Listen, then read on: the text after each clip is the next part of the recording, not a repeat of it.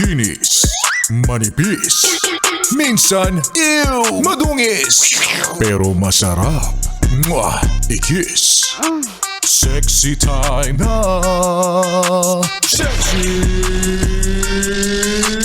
Mega! Ayan, emote ka na naman dyan. Ginigera na nga tayo, nag-e-emote ka pa rin. Hoy! O baka sabihin naman ng iba, ay grabe naman mang invalidate ng feelings to. Sinasabi ko lang na i-prioritize mo lang, 'di ba? Kapag mas may importanteng bagay, yun yung dapat na inuuna. Emote ka ng emote dyan. Ano ba? Wow. Pinagalitan pa nga.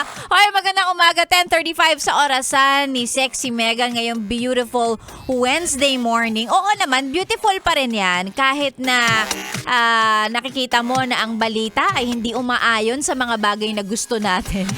Diba? Na parang ang balita kaysa may gantong krimen.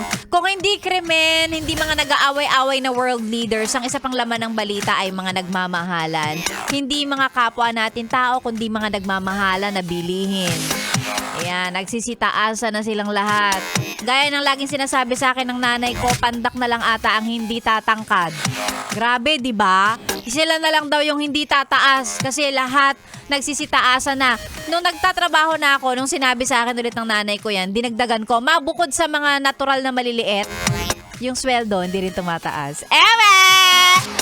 Totoo naman. Ay nako, eto na. Speaking of pera na lang, so sige, eto na. Alam ko naman yung iba sa inyo, eto lang ang hinihintay. And hindi, tawag dito, hindi kita pepersonalin sa part na yon. Kasi kahit ako, lagi kong sinasabi, kung pwede akong sumali sa promo namin na ganito, sasali ako. Pero syempre, hindi pwede, di ba? Baka sabihin nyo, ay, andaya naman, no. Eto na, ang promong inaabangan ng mga yes friend kong mukhang pera. ACS! Pera, pera! Pera, pera lang yan! ACS! Pera, pera! Pera, pera lang yan! ACS! Dito sa Yes FM, may chance kang manalo ng 500 pesos sa pamamagitan lang ng pakikinig. Yan lang! At syempre, kailangan mong sumali. Hindi naman sapat yung nakinig ka lang. Sasali ka din po sa ating promo. Yan po ang ating ACS. Pera-pera lang yan natin sa inyo ng Yes FM at ng mga Yes friend natin sa ACS. Of course, binibida natin ang kanilang produktong Pride Detergent para sa mga mommies natin dyan na naghahanap ng kaagapay sa paglalaba para easy at worry-free ang kanilang labahin. Gumamit ng Pride Detergent. Yan, napakadali. O, eto na. Simpleng-simple lang. Babasahin ni Sexy Mega ng kaniyang fill in the blanks ngayong araw na ito.